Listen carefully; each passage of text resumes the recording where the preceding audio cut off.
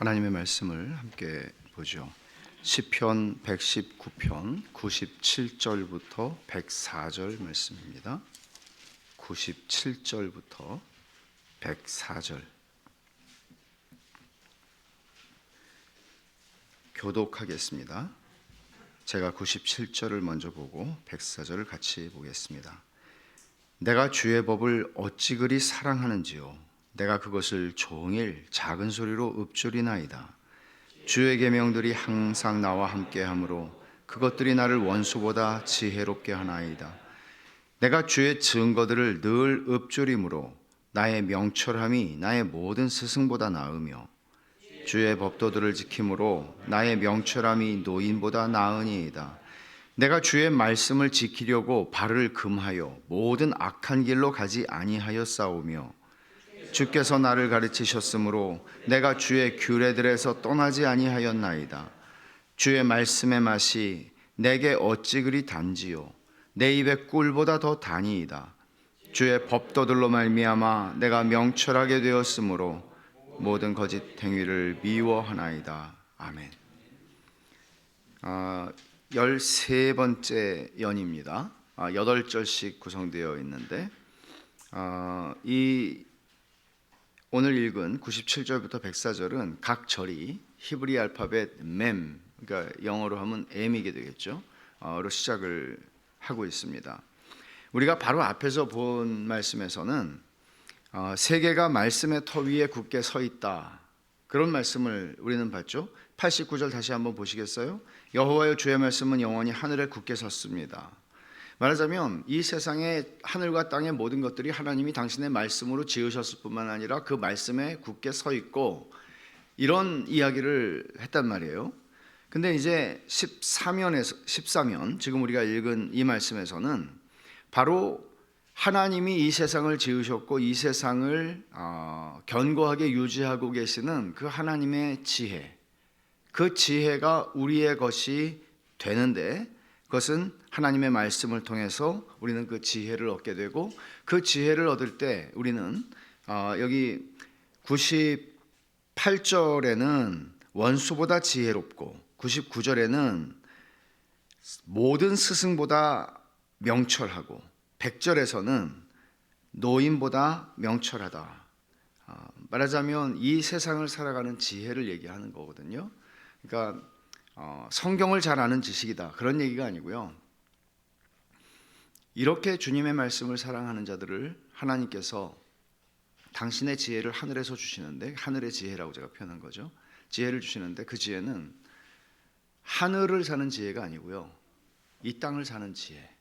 왜냐하면 하나님이 세상을 창조하셨고 그 세상을 지금 다스리고 계시는 그 지혜를 우리가 얻게 되고, 그러면 그 지혜는 우리에게 하나님께서 지으신 세상 속에서 우리가 어떻게 존재하며 어떤 영적, 어떤 도덕적 질서를 가지고 살아갈 수 있는가, 그러니까 최고로 인생을 잘 살 수 있게 될 것이라고 하는 것을 보장하는 말씀입니다. 그리고 그 지혜는 단순히 그 사람의 머릿속에만 존재하는 것이 아니라 그 지혜가 우리의 삶 속에서 어떤 역할을 실제적으로 한다고 말씀을 합니다. 97절에서 이렇게 시작을 하죠. 내가 주의 법을 어찌 그리 사랑하는지요. 내가 그것을 종일 작은 소리로 읊조리나이다. 내가 주의 법을 어찌 그리 사랑하는지요. 여러분은 이 말씀을 읽으면서 얼만큼 공감하십니까? 주님의 말씀을 내가 그렇게 사랑하는가 하는 질문을 할 수 있죠. 여기 119편이 길기도 하지만 12번 사랑한다는 표현이 나오는데, 11번은 하나님의 말씀을 내가 사랑합니다 라는 표현이고요, 단 한 번은 하나님의 이름을 사랑한다고 그래요. 근데 하나님의 이름을 사랑한다는 것은 하나님을 사랑하는 것과 다르지 않습니다. 근데 그 하나님의 이름이 어디에서 그 하나님 이름을 알 수 있나요? 하나님의 말씀을 통해서 알 수 있잖아요. 그래서 사실 시인이 하나님의 말씀을 사랑한다, 하나님의 이름을 사랑한다, 하나님을 사랑한다 하는 말은 사실 다 다른 말이 아닙니다. 차이가 없습니다. 그래서 제가 처음에도 말씀을 드렸지만 여기 모든 구절에는 주의 법 혹은 주의 계명, 주의 증거, 이렇게 하나님의 말씀을 상징하는 단어들이 나오는데, 그게 전부 8개의 카테고리가 있다고 했잖아요. 근데 그것들을 다 하나님으로 대입을 시켜서 읽어도 상관이 없어요. 하나님의 말씀이 곧 하나님, 내가 주의 법을 어찌 그리 사랑하는지요, 내가 하나님을 얼마나 사랑하는지요 라고 읽을 수 있는 말이라는 것입니다. 그래서 제가 이 시편 119편의 전체 이 119편 24번 설교를 할 텐데 전체 주제를 뭐라고 그랬나 하면 내가 사모하는 말씀이에요.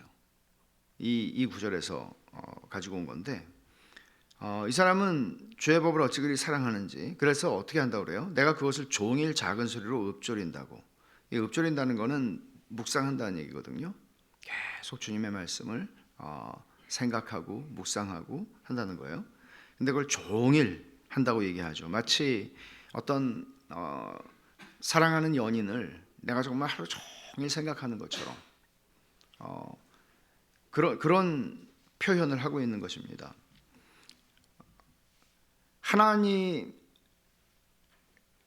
하나님을 사랑하는 것을 어떻게 확인할 수 있습니까?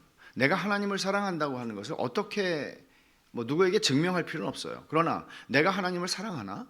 라고 생각할 때 여러분들은 그것을 어떻게 확인하십니까?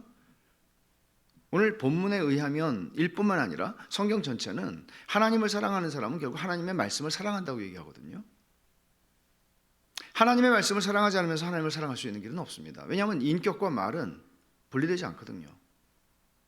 인격과 말은 분리될 수 없습니다. 내가 어떤 사람을 사랑한다고 얘기하면서 그 사람이 하는 말은 전부 다 무시할 수는 없습니다. 사랑한다면 그 말을 귀하게 여기는 것이죠.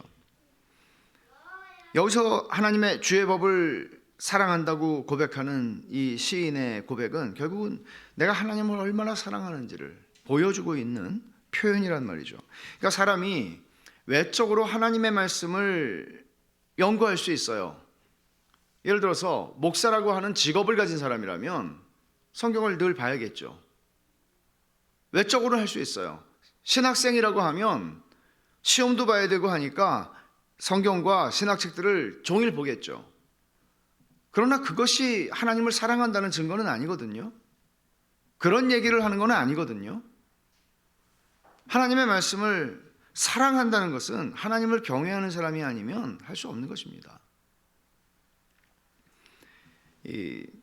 바울 사도는 고린도후서 3장에서 이런 얘기를 해요. 수건이 덮여 있어서 영적인 분별력이나 영적인 즐거움을 전혀 찾을 수 없는, 하나님의 말씀을 봐도 깨달을 수 없는 그런 사람들에 대한 얘기를 합니다. 수건이 덮고 있어서. 그러니까 중생하지 않은 사람들을 지금 가리켜 얘기하는 거거든요.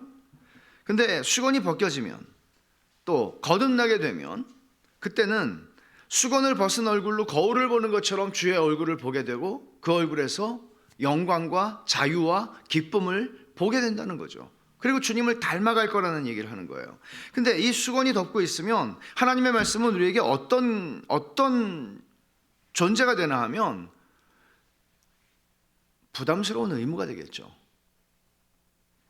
성경을 자꾸 읽으라고 그러잖아요, 목사가. 매일 읽으라고 그러잖아요. 매일 벌써 그냥 눈 깜빡하는데 벌써 닷새가 지나갔어요. 안 읽고. 그럼 부담인 거죠. 성경이 일관되게 가르치는 것은 주님의 법을 사랑하고 거룩하게 묵상하는 일은 우리의 인격과 성품에 전적인 영향을 준다고 말합니다. 말하자면 기계적으로 이 말씀을 달달 외운다 하는 그런 게 아니라 하나님의 말씀을 사랑하는 사람은 그 말씀 안에서 기쁨을 얻게 되고 그렇게 하나님의 말씀을 사랑하는 삶을 살아가다 보면 그 말씀은 내 삶에, 내 성품에, 내 인격에 영향을 전적으로 미친다는 거예요. 그래서 크리스토퍼 애쉬라고 하는 분은 이런 표현을 썼어요. 굉장히 좀 인상적인 표현인데 아마 그 18세기에 존 웨슬리, 찰스 웨슬리 그리고 조지 웨필드가 옥스포드 대학교를 다니는 동안에 그들이 만들었던 소위 홀리 클럽이라고 하는 게 있었습니다. 이 사람들이 정말 아주 엄격하게, 여기서 이제 메소디스트라고 하는 감리교라는 말이 나왔거든요. 왜냐하면 메소드, 방법을 중요하게 생각한, 성경을 몇 번 읽어야 돼, 하루에 기도를 몇 번 해야 돼. 젊은 대학생들이 그렇게 공부도 열심히 하면서 자기 자신의 삶을 그렇게 서로가 다스렸단 말이에요. 그렇게 열심히, 그러니까 얼마나 그 홀리 클럽 얼마나 이렇게 겁나요. 이 벌써 좀 겁나잖아요. 근데 그렇게 그들은 하나님 앞에 거룩한 삶을 살기를 원했어요. 그들이 그때 복음을 깨달았던 건 아니고 굉장히 율법주의적이었어요. 근데 그 사람들을 가리켜서 성경을 먹어치우는 그리스도인이라고 불렀다고 그래요. 사람들이. 그러니까 마치 개걸스럽게 뭐 막 한 하루 이틀 굶겼더니 뭐 음식이 하나 나오니까 막 그냥 개걸스럽게 먹는 것처럼 그렇게 하나님의 말씀을 삼키고 먹어치우는 그리스도인들, 이것을 굉장히 긍정적으로 우리는 사용할 수 있습니다. 그러니까 여러분 이렇게 비유할 수 있을까요? 이제 좀약을 옷장에 넣지 않. 옛날에 어렸을 때, 제가 어렸을 때는 좀이 진짜 많았는데 좀이 없어졌어요. 다 이 숨쉬기 힘들어서 죽었나? 근데 미국에 사는데 좀이 그렇게 많더라고요. 그래갖고 그 있잖아요. 좀약 냄새 나는 거. 그걸 사다가 또 했거든요. 근데 좀약을 안 하면 1년 후에 정말 좋은 옷이 있었는데 구멍이 뻥뻥뻥 뚫려 있는 거예요. 너무 아깝잖아요. 그래갖고 이 좀들을 죽여야 돼. 이렇게 비유할 수 있는 거예요. 좀벌레는 끝없이 먹잖아요. 웬 떡이냐, 옷이 왜 이렇게 많아, 그러고 끝없이 먹잖아요. 부드러운 비싼 옷을 먼저 먹어요, 얘네들은. 하나님의 사람들은 이런 벌레처럼 하나님의 말씀, 성경을 먹어치우는 그리스도인들이다. 마치 굶긴 사람들처럼. 이제 그런 표현을 크리스토퍼 애쉬는 쓰고 있는데, 그렇게 할 때 하나님께서 우리에게 적어도 세 가지 표현을 해요. 이게 이제 98절, 99절, 100절에 있는 말씀인데, 성경을 먹어치우는 사람에게 하나님이 주시는 세 가지 결과, 열매를 얘기를 해요. 근데 이제 우리가 그것을 살펴보기 전에 이 사람이 주님의 법을 어찌 그리 사랑하는지로 내가 그것을 종일 작은 소리로 읊조리나이다. 종일. 그리고 또 보세요. 98절에 주의 계명들이 항상 나와 함께함으로, 항상이라는 또 시간 부사를 썼죠. 그 다음에 99절을 보면 내가 주의 증거들을 늘 읊조림으로, 종일, 항상, 늘. 그래서 저는 이 말씀을 준비하면서 생각을 해봤어요. 내가 왜 목사가 됐지? 중학교 때 회심을 하고 그렇게 기도를 했어요. 주님, 저는 평생 성경만 보고 살고 싶습니다. 너무 성경이 좋았거든요. 꿀과 같았거든요. 주님, 난 성경만 보고 평생 살고 싶습니다. 그리고 돌아보니까 소원 성취했습니다. 소원 성취했습니다. 너무 감사합니다. 일평생 그렇게 긴 시간 아니죠. 우리 집사님에 비하면 긴 시간 아니죠. 근데 그렇게 한 50년을 주님 말씀 사랑하고 살아왔는데 아직도 사랑할 수 있으니 얼마나 감사해요. 세상에 이런 게 있을까요? 질리지 않는 게? 그런 생각을 합니다. 세 가지 하나님께서 주시는 그것을 한번 생각해 보죠. 처음에 원수보다 더 나은 지혜를 주신다고 98절에 말해요. 주의 계명들이 항상 나와 함께함으로 그것들이 나를 원수보다 지혜롭게 하나이다. 예수님이 고향의 회당에서 가르치실 때 사람들이 놀래요. 왜냐하면 고향 사람들이라는 것은 알잖아요. 예수님이 뭐 전문적인 랍비 교육을 받은 분도 아니었고 목수였어요. 목수. 그러니까 어떤 전문적인 교육을 받은 사람이 아닌데 이분이 회당에 나타나서, 그것도 고향에서, 모르는 동네 가시면 괜찮은데 고향에서 말씀을 전하시는데 이거는 대단했거든요. 그러니까 그들이 이렇게 반응을 하죠. 마태복음 13장에 보면 이 사람의 이 지혜와 이런 능력이 어디서 났느냐, 설명이 불가능했던 것입니다. 그리고 예수님의 공생의 사역에서 우리가 보는 것과 같이 예수님의 모든 말씀 속에서 나오는 그 지혜는 도저히 유대인의 관원들이 이기고 싶어도 이길 수가 없었죠. 그들은 항상 예수님을 시험에 넘어뜨리려고, 예수님을 어떻게 걸어보려고 왔지만 그들은 번번이 실패하고 돌아갔습니다. 왜 그렇죠? 예수님이니까? 아니요, 예수님의 제는 하늘에서 온 거니까 감당할 수 없죠. 종종 말씀을 드리지만 이 세상에서 아무리 교육을 많이 받은 사람들이라고 할지라도 하늘의 지혜가 없으면 세상에 그렇게 어리석게 사는 인생들 없습니다. 여러분 신문 뉴스를 보십시오. 그런 사람 수두룩합니다. 이런 지혜, 하늘에서 주시는 지혜, 하나님이 주시는 지혜는 스스로 똑똑하다고 여기는 사람들이 아니라 겸손한 자들에게 주신다고 주님 말씀하시거든요. 여러분 이 말씀 한번 찾아봅시다. 마태복음 11장 25절입니다.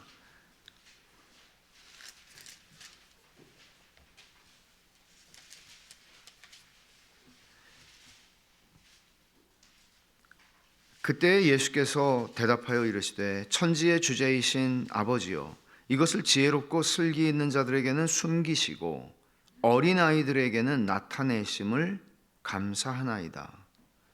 하나님의 뜻을 하나님께서는 스스로 똑똑한 사람들에게 나타내지 않는다고 말하지 않아요. 스스로 똑똑하다고 생각하는 사람들이에요. 이건 나는 괜찮다고 생각하는 사람들에게 나타내는 게 아니고 여기에 어린아이라고 하는 것은 단순히 어린아이를 얘기하는 것이라기보다는 어린아이와 같은 하나님을 의존하는 나 스스로 설 수 없다고 아는 사람들, 그들을 가리켜서 하는 말입니다. 여기서 원수보다 지혜롭다, 지혜롭게 한다고 말을 하는데 원수는 물론 나를 대적하는 사람들을 말하겠죠. 비즈니스를 할 때도 원수가 생길 수 있고 우리의 이 세상을 살아가는 동안에 원수가 생길 수 있겠습니다만은 그 모든 걸 포함하겠지만 성도들에게 사탄보다 더한 원수가 어디 있겠습니까?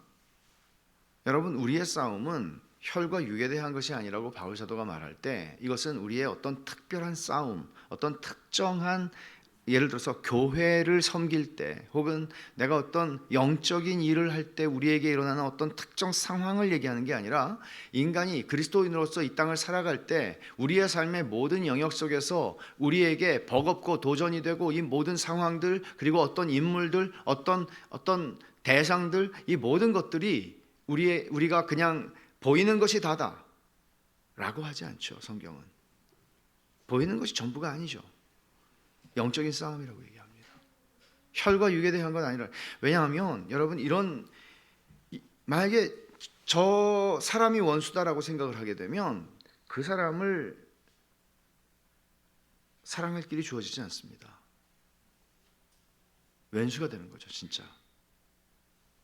그러나 혈과 육에 대한 게 아니라고 하는 말씀을 여러분들이 조금이라도 이해한다면 이건 하나님께서 어떤 일을 하고 계시는 것이죠. 나를 가르치시고요 혈과 육에 대한 게 아닙니다. 사탄은 간교한 영물입니다. 적어도 기본적으로 우리보다 훨씬 더 똑똑합니다. 우리가 하늘의 지혜가 있지 않은 한 우리보다 똑똑합니다. 그렇기 때문에 에베소서 6장 11절에서 바울 사도는 마귀의 간계를 능히 대적하기 위해 하나님의 전신갑주를 입으라고 하는 거죠. 마귀의 간계, 이거는 우리의 그냥 일반적인 지식으로 일반적인 세상의 지혜로 감당할 수 없는 거란 말이죠. 그래서 주님께서는 너희가 넘어지지 않아야 된다라고 말씀하시면서 시험에 들지 않게 깨어 기도하라고 말씀을 하십니다. 시험에 들지 않게 깨어 기도하라. 우리가 깨어 기도해야 하는 이유가 무엇인가 하면 시험에 들기 때문입니다. 그냥 기도하라고 말하지 않습니다. 깨어 기도하라고 말합니다. 근데 깨어 기도하라는 말씀의 의미는 뭐죠? 하나님의 말씀밖에 우리를 깨우는 게 없어요. 하나님의 말씀이 우리의 잠자는 영혼을 깨워야 돼요. 매일매일 깨워야 돼요. 그러지 않으면 우리가 깨어서 기도할 수가 없어요. 내 말을 하는 거죠.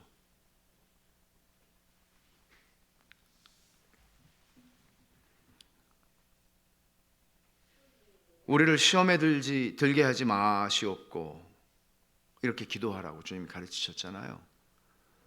어떻게 그럴 수 있죠? 그렇게 기도만 하면 되나요? 이 모든 일에서 하나님은 당신의 말씀을 통해서 그 일을 하세요. 그 말씀을 사랑하는 사람들, 그 말씀을 먹어치우는 사람들, 성경을 먹어치우는 사람들에게 그 일을 하세요. 많은 경우 지혜가 없어서 시험에 들고 넘어집니다. 그 지혜는 세상의 지혜 아닙니다. 하늘의 지혜입니다. 깨어 기도하게 하도록 하는 것 주님의 말씀이다. 주님의 말씀이 없이는 우리가 깨어서 기도할 수 없다. 깨어서 기도할 수 없으면 우리는 시험에 들고 만다. 기억하십시오. 말씀을 먹어치우는 사람은 원수보다 지혜롭습니다. 그래서 원수의 괴계를, 마귀의 괴계를 능히 감당합니다. 두 번째로 말씀을 먹어치우는 사람은 스승보다 나은 명철함을 얻습니다. 99절을 볼까요? 내가 주의 증거들을 늘 읊조림으로 나의 명철함이 나의 모든 스승보다 나으며 라고 얘기합니다. 명철함이 모든 스승보다 낫다고 얘기합니다. 모든 스승들이 가지고 있는 지식보다 나은 지식을 약속하는 것 아닙니다. 여기서 지혜라고 98절에서는 말했고 99절과 100절에서는 명철함이라고 번역을 했는데 사실은 세 단어가 다 다른 단어들입니다. 히브리 말로는. 우리말 좀 대동소이하지만 조금은 달라요. 그래서 여기 99절에서 얘기하고 있는 스승보다 나은 명철함이라고 얘기할 때 이것은 통찰, 깨달음 이런 것들을 의미합니다. 여기서도 시인이 성경을 먹어치우는 것을 이렇게 표현을 하고 있죠. 내가 주의 증거들을 늘 읊조림으로. 이게 먹어치우는 행동이거든요. 늘 읊조림으로 묵상한다는 얘기를 하는 것입니다. 근데 주님의 말씀이 늘 자기 안에 거하게 하기 위해서 내 말이 너희 안에 거하면, 주님이 그렇게 말씀하시잖아요. 요한복음 15장에서 내 말이 너희 안에 거하면. 이게 굉장히 중요한 제자의 조건이라기보다는 제자의 상태입니다. 건강한 제자의 상태입니다. 근데 그렇게 하려면 어떻게 해야 돼요? 묵상을 하는 거죠. 묵상은 하나님의 말씀이 내 안에 거하게 만드는, 내 안에 충만하게 만드는 방식이에요. 그래서 동양 종교에도 묵상이 있잖아요. 초월 명상 같은 것들이 있고 등등 여러 가지. 그 사람들도요 모여요. 주일날 뉴욕에 제가 아는 사람이 그 모임에 참석하는 사람이 있더라고요. 그래서 모여서 서로 간증해요. 일주일 동안 자기들이 명상을 하면서 얼마나 많은 그 경험을 했는지, 얼마나 많은 마음의 평안을 누렸는지, 이 스트레스 많은 세상에서 그런 얘기들을 한다고요. 근데 어떤 사람들은 교회에서 예배 드리는 것보다 거기가 더 실제적이고 더 뭔가 와닿는다고 갈 수 있단 말이에요. 만약에 우리가 예수를 믿는 것이 성경이 얘기하고 있는, 이 시인이 얘기하고 있는 것이 우리의 삶 속에서 그냥 허구처럼 느껴지는, 그냥 어떤 사람들은 그런 사람이 있겠지만 이건 내 얘기는 아니잖아 라고 얘기하고 신앙생활을 하고 있다면, 그렇게 교회 생활을 하고 있다면 이게 위기인 거죠. 사실은 이게 진짜 위기인 것이죠. 세상 사람들이 묵상을 왜 합니까? 하나님을 안 믿는데. 힘드니까. 이 세상이 힘드니까. 근데 그 묵상과 성경이 말하는 묵상은 근본적으로 다르거든요.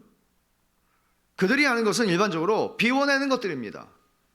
내 속에 꽉 차 있는 잡념들과 나를 괴롭히고 자꾸 떠오르고 그런 것들을 계속 비워내는 일들을 하는 것입니다. 우리나라도 그런 선원이라든지 이런 것들이 많이 지금 번성하고 있잖아요.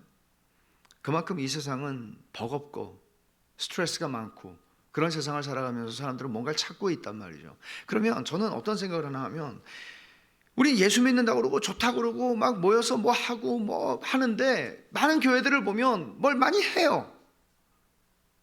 우리처럼 안 하는 교회가 있을까 싶기도 해요. 해야 되나 우리도? 그런 생각이 들어요. 근데 하는데 문제는 뭔가 하면 이게 없어요. 이게 없어요. 사람이 좋아서 와요. 혹은 뭔가가 맞아서 와요. 근데 주님의 말씀을 사랑하지 않아요. 체험이 없어요. 이게 슬픈 일이에요. 이게 슬픈 일이에요. 제임스 패커는 기독교의 묵상을 이해하는 데 굉장히 도움이 되는 말을 했어요. 제가 인용을 하겠습니다. 묵상이란 하나님이 하신 일, 방식, 목적과 약속에 대하여 우리가 알고 있는 일들을 생각하며 곰곰이 살펴보고 적용하는 활동이다. 묵상은 하나님과 교제하는 수단으로서 하나님이 보시는 가운데 하나님의 도움을 받아 하나님의 임재 아래 의식적으로 행하는 경건한 사고 활동이다. 묵상의 목적은 하나님에 관한 자신의 정신적 영적 시각을 밝게 하는 것이며 하나님의 진리가 자신의 마음과 생각에 완전하고 합당한 영향을 주게 하는 것이다. 그러니까 하나님 말씀 없이 묵상하는 거 아니죠. 하나님 말씀을 가지고 묵상하는 거죠. 근데 묵상이라는 것은 우리는 뭔가를 그냥 비워내고 생각하고 있는 게 아니라 하나님과 만나는 시간이에요. 사실은 그게 하나님과 만나는 시간이에요. 그리고 그 말씀으로 채우는 시간이에요. 원고는 우리 홈페이지에 다 올라가잖아요. 여러분 원고를 때때로 한번 읽어보시는 게 되게 유익할 거예요. 설교 원고 전체를 설교를 들으시고 나서 한번 읽어보시는 게 도움이 될 것 같아요. 어떻든 이게 일종의 묵상이거든요. 들었잖아요. 근데 그것을 제가 뭐 제임스 베커를 인용하든 누굴 인용하든 그게 여러분에게 어떻게 그냥 쏙쏙 들어와서 그냥 탁 되겠습니까? 묵상을 하시길 바래요. 시인이 주의 증거들을 늘 묵상한다고, 늘 읊조린다고, 작은 소리로 읊조린다고 말하잖아요. 그런데 그렇게 하니까 어떻게 그렇게 하는 사람에게 자기의 모든 스승보다 나은 명철함, 통찰력 이런 것들이 주어지지 않을 수 있겠습니까? 하나님의 사람들에게, 하나님의 말씀을 사랑하는 사람들에게, 성경을 먹어치우는 사람들에게 하나님이 어떻게 이걸 주시지 않겠어요? 그리고 이건요, 인간이 이 세상에 살면서 드러낼 수 있는 최고의 매력이에요. 진짜 매력이라고요. 어떻게 저렇게 지혜로울 수 있지? 어떻게 저렇게 통찰이 넘치지? 어떻게 저렇게 분별력이 있지? 나이가 29살인데 이럴 수 있는 거예요. 여러분, 나이는 들었지만 욕심 사납고 자기 자신밖에 모르며 그런 사람들이 얼마나 많습니까? 이 세상에는.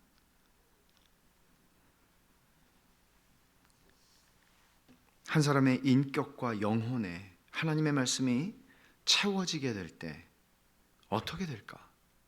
그걸 존 버년보다 잘 보여주는 사람은 없을 겁니다.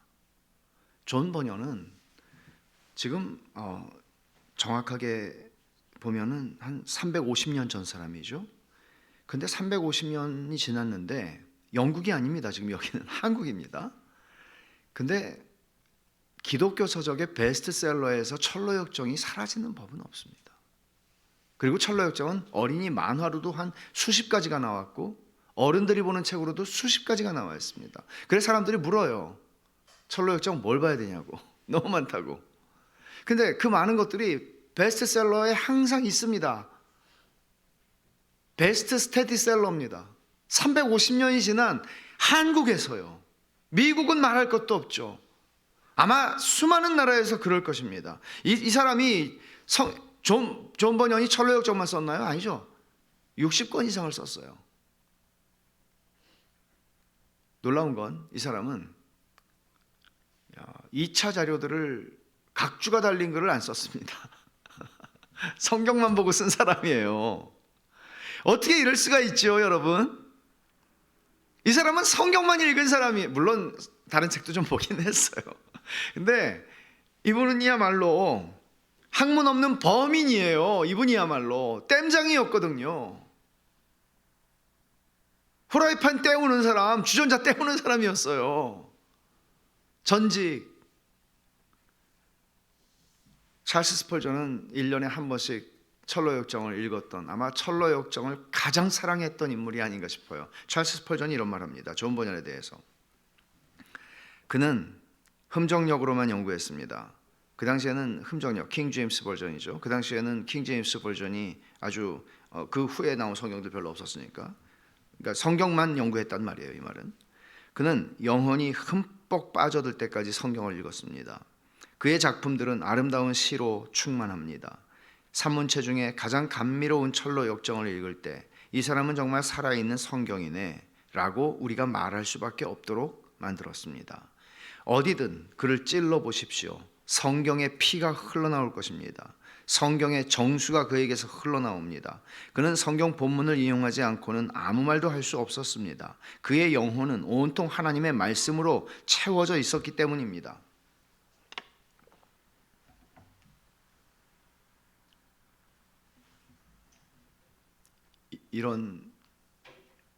이런 사람이 우리에게 보여주는 것은 존 오웬은 이 존 버년이 살던 시대에 가장 똑똑한 목사였습니다. 영국에서 당대에.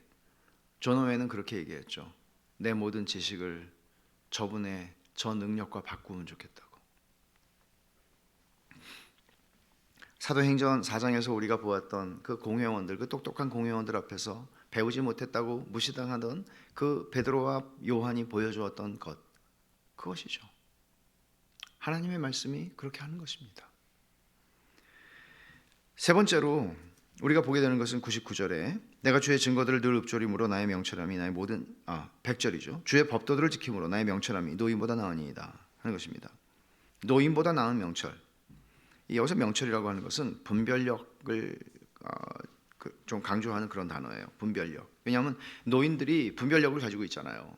살아봐야 하는 게 있잖아요. 인생은 살아봐야 하는 게 있는데 그런 분별력이 있죠. 근데 젊은 사람인데 분별력이 있는 거예요. 왜? 성경을 먹어치우는 사람이거든요. 그러니까 여기서 우리가 한 가지 강조가 바뀌어요. 지금까지 묵상하는 것을 얘기했는데 100절에서는 주의 법도들을 지킴으로 나의 명철함이 노인보다 나으니이다라고 얘기하죠. 주님의 말씀은 묵상의 대상이고 연구의 대상이고 읽어야 하는 대상이고 들어야 하는 대상이지만 그것만이 아니라 우리가 순종해야 하는 말씀입니다. 이제 이 말씀을 기점으로 해서 101절부터 104절까지는 순종에 관한 이야기 그리고 실제적인 이야기로 넘어가게 됩니다. 주의 법도들을 지킴으로. 야고보서도 이렇게 권면하죠. 너희는 말씀을 행하는 자가 되고 듣기만 하여 자신을 속이는 자가 되지 말라. 이런 일들이 지금도 비일비재하게 많이 일어나고 있거든요. 소위 말씀을 잘 가르친다고 하는 그런 교회들이 있습니다. 저는 우리 교회도 그런 교회가 되지 않을까 두렵습니다. 그런 교회의 분위기라고 하는 것은 스스로 속기 참 쉬운 분위기입니다. 우린 참 괜찮다. 굉장히 잘 배우고 있다. 하나님께서 여호수아가 모세를 이어서 리더십을 갖게 되었을 때 이렇게 말씀하시죠. 이 율법책을 네 입에서 떠나지 말게 하고 주야로 그것을 묵상하여 그 안에 기록된 대로 다 지켜 행하라. 지켜 행하라. 그냥 성경책 옆에다 두면 된다 그런 얘기 하지 않죠. 그냥 성경책을 차에다가 놔두면 교통사고 안 난다? 부적입니까? 성경의 용도가 아니죠. 그것은.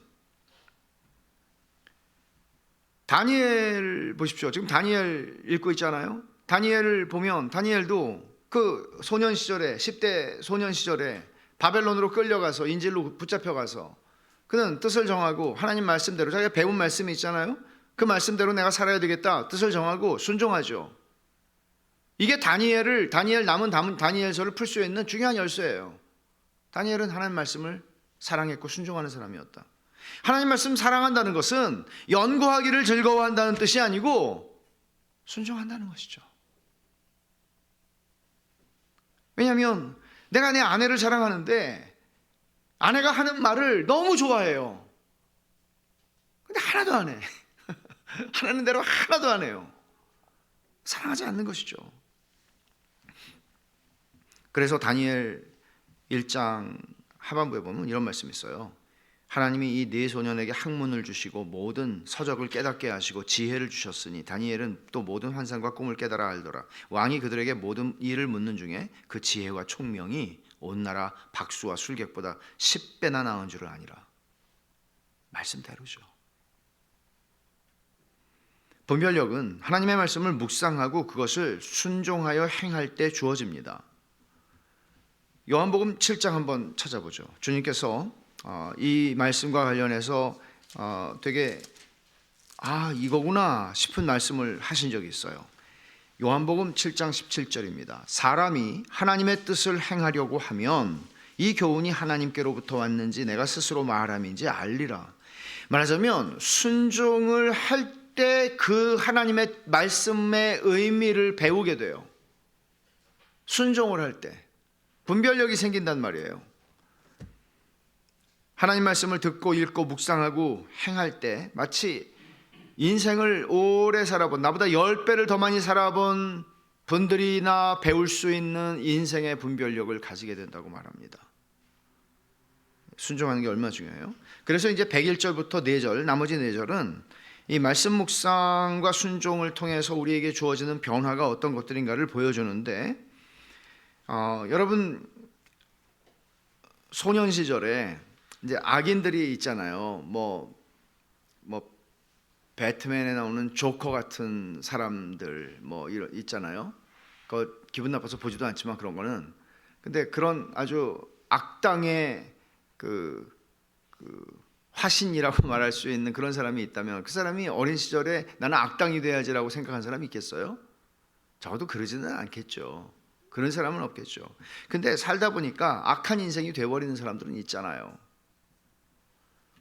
그럼 여러분, 처음부터 악하게 살라고 생각한 게 아닌데 어쩌다가 악한 인생을 살게 되었을까? 자기를 지킬 힘이 없는 거잖아요. 그럼 여러분 여기 101절 한번 보세요. 내가 주의 말씀을 지키려고 발을 금하여 모든 악한 길로 가지 아니하였사오며, 이 말씀이 말하는 것은 뭔가 하면, 내가 악당이 되려고 악당이 된 사람 없다면, 만약 없다면, 그러면 악당이 되고 싶지 않아. 근데 너는 악당이 되지 않을 길이 없어. 악당이라는 건 뭐 굉장히 못된 악당 뭐 아주 그냥 그런 것만 얘기하는 게 아니고 그냥 이런 거죠. 철저하게 이기적인 인생, 자기밖에 모르는 인생, 악한 거죠. 왜냐하면 자기중심성이니까. 죄성은 어떻게 그렇게 살지 않을 길이 있나요? 그렇게 이기적으로 살지 않으면 누가 나 밥 먹여주나요?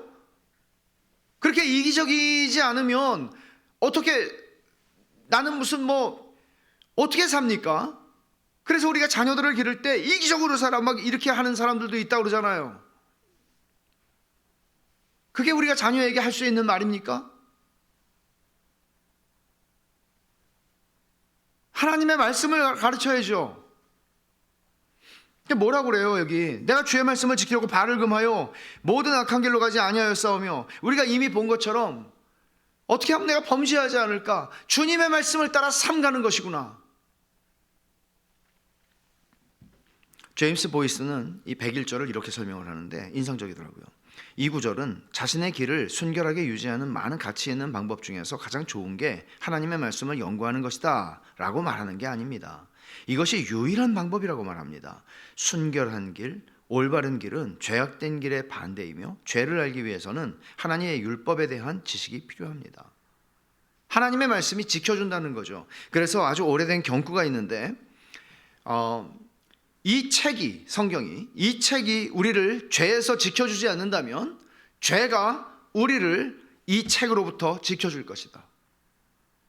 하나님의 말씀은 우리를 죄를 짓지 않도록 지켜줍니다. 그런데 만약에 우리가 죄를 가까이 하기 시작하면 그때 그 죄는 우리를, 하나님의 말씀이 우리에게 접근할 수 없도록 하나님의 말씀으로부터 우리를 지켜줄 것이라고 얘기하는 거죠.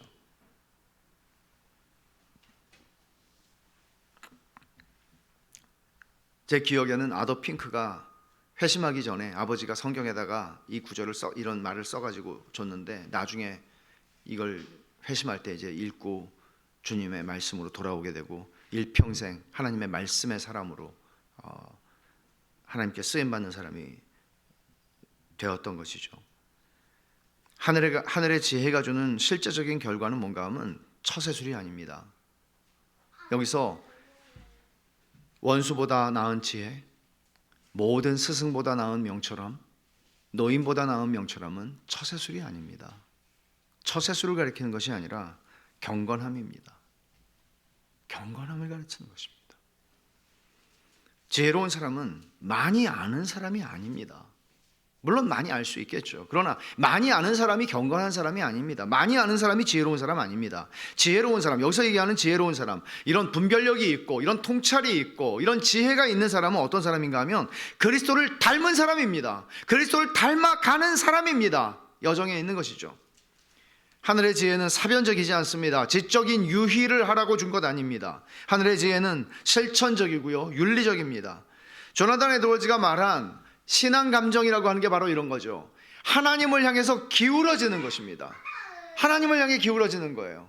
범사에, 모든 상황에서 내 이익을 향해서 기울어지는 것이 아니라, 거듭난 사람, 하나님의 사람의 특징은 뭔가 하면 하나님을 향해 기울어진다는 것입니다. 그것이 여기서 얘기하는 지혜라고 말할 수 있을 것입니다. 그러니까 사실 이런 그리스도인은요, 제가 과거에 신앙과 성숙이라고 하는 시리즈의 마지막에서 두 나라 시민으로 살아가는 것에 대해서 한 여러 차례 설교를 한 적이 있잖아요. 그러니까 이런 그리스도인은요, 이 세상에 어떤 직장이든 어떤 조직이든 어떤 곳에 있든지 그는 선한 일에 기여하는 사람으로 살아가는 것입니다. 그럴 수밖에 없죠. 그럴 수밖에 없죠. 102절을 볼까요?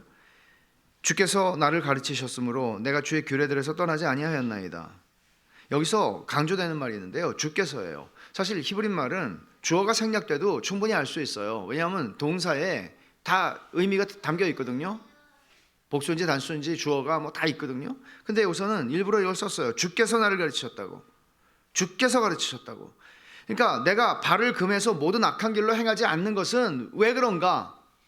주님이 나를 직접 가르치셨기 때문이라고 얘기하는 거예요. 내가 열심히 공부했고, 내가 열심히 읊조렸고, 내가 열심히 묵상하고 해서라고 얘기하지 않아요. 내 노력이 아니라 주님의 은혜입니다라고 얘기하는 게 102절이고요. 103절은 주의 말씀의 맛이 내게 어찌 그리 단지요, 내 입의 꿀보다 더 단이다라고 고백하죠. 시인은 자기에게 후천적으로 주어진 하나의 미각을 지금 설명하고 있습니다. 이거는 태어날 때부터 있었던 것 아니죠. 후천적으로 주어진 것입니다. 언제? 그가 주님을 알게 되었을 때. 그래서 이렇게 비유할 수 있어요. 본성적으로 인간은 하나님의 말씀의 맛을 모르고 태어납니다. 이게 맞을지 모르겠어요. 그냥 비유니까요. 겨자의 비유를 하면 애들이 겨자 좋아하지 않잖아요. 근데 어느 때부터인가 겨자가 맛있더라고요. 그죠? 이런 거예요. 어른이 되면서, 어른이 되는 것이 아니라 영적인 어른이 되면서, 영적인 생명이 내 안에 들어오면서 하나님 말씀이 사랑스러워지는 거예요. 그 말씀이 달기 시작해지는 거예요. 그래서 시편 19편에서도 고백하죠. 금, 곧 많은 순금보다 더 사모할 것이며 꿀과 송이꿀보다 더 달도다 라고 말합니다. 여러분들은 이런 후천적인 말씀의 맛을 경험하셨나요? 경험하고 계십니까 지금? 그 맛을 알았었는데 지금은 잃어버렸습니까? 왜냐하면 건강이 안 좋으면 입맛이 없어지잖아요. 코로나 걸린 사람들이 입맛 후각 다 없어진다고 그러잖아요. 건강이 안 좋은 것이죠. 한 번도 나는 이 맛을 본 적이 없어. 이 사람이 지금 얘기하고 있는 거, 이 시인이 얘기하고 있는 거 나는 한 번도 공감해 본 적이 없어. 그럼 여러분 아직 주님을 모르는 것일 수 있습니다. 맛을 봤는데 지금은 다 사라졌어 맛이. 그럼 회복하셔야죠. 건강이 안 좋은 것입니다. 베드로전서 2장 2절을 잠깐 보죠.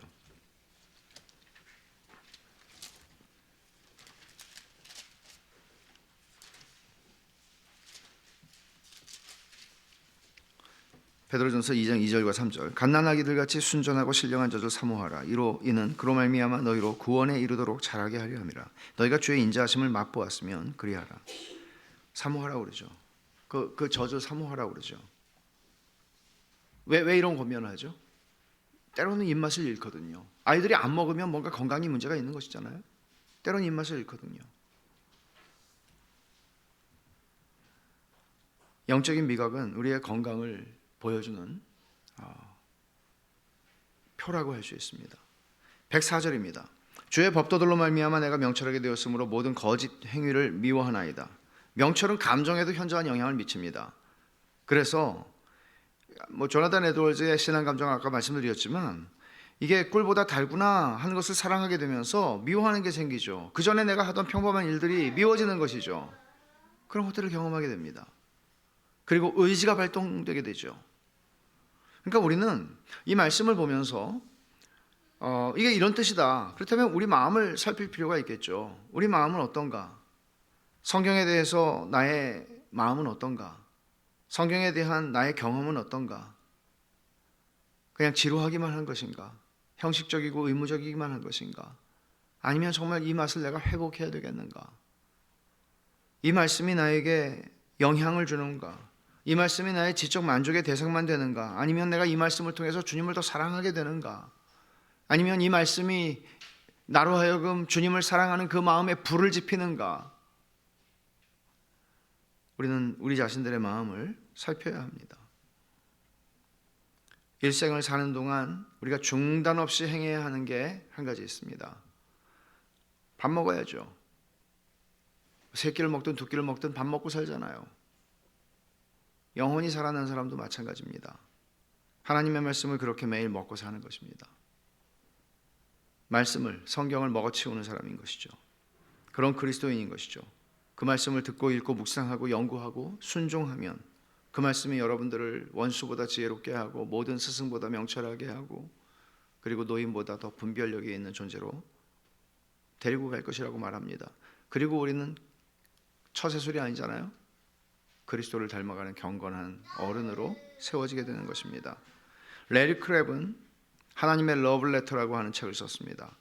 창세기부터 요한계시록까지 창세기 길든 짧든 모든 66권을 한 4페이지 정도로 정리하면서 그 모든 성경을 레리 크랩은 모든 성경이 자기에게 주신 하나님의 러브레터라고 읽었습니다.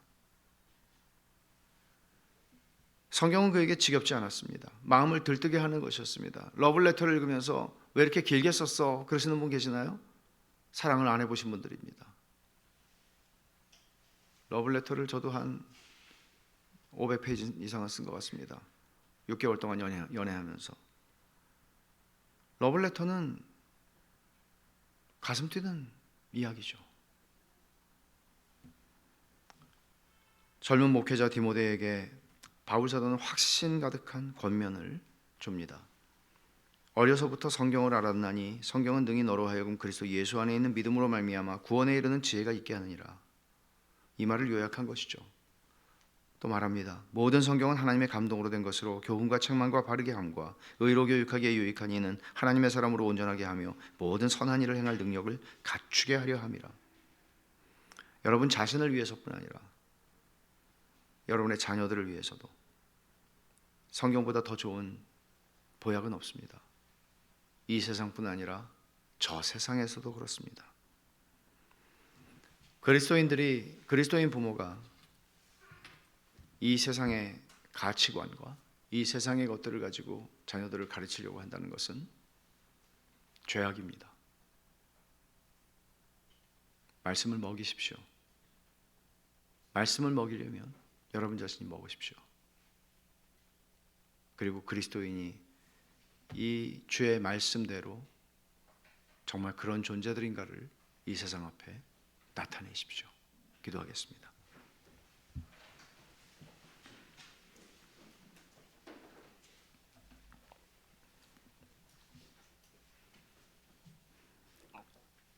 무엇을 기도해야 할까요? 이런 말씀을 들었을 때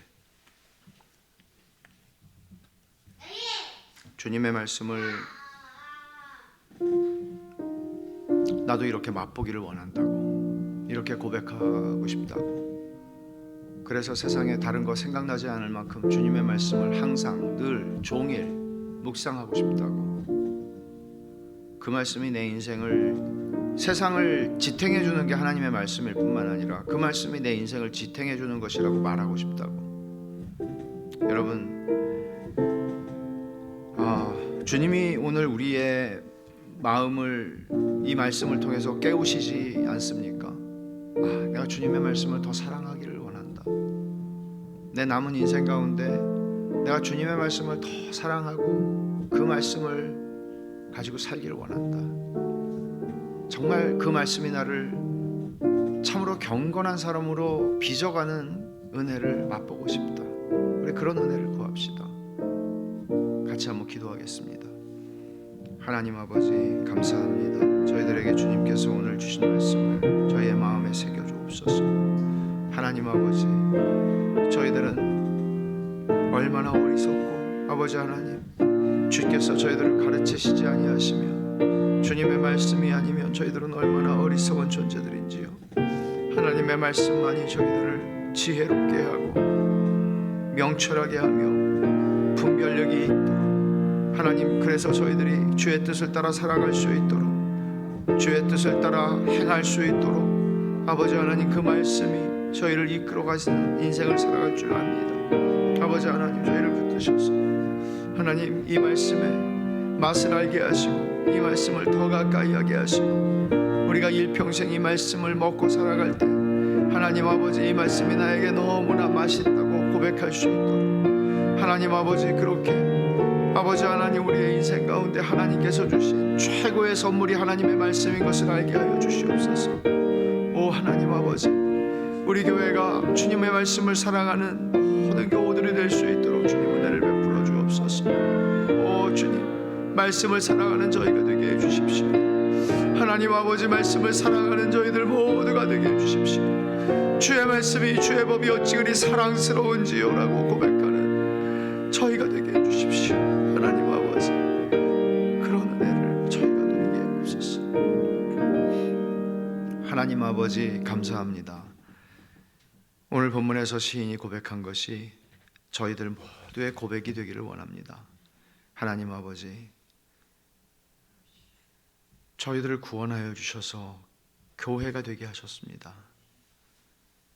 성령이 저희 안에 계시다면 저희들은 주님의 말씀을 사랑하게 될 텐데, 주님, 그 욕구가 너무나 작은 것은 아닌지, 그 욕구보다 이 세상에 대한 욕구가 더 큰 것은 아닌지, 주님, 내가 주의 법을 어찌 그리 사랑하는지요 라고 고백하는 것, 이 고백이 베샬롬 교회의 모든 성도들의 고백이 되게 하여 주시옵소서. 하나님 아버지, 베샬롬 교회가 하나님의 말씀을 사랑하는 사람들의 교회가 되게 해 주시옵소서. 예수님의 이름으로 기도하옵나이다. 아멘.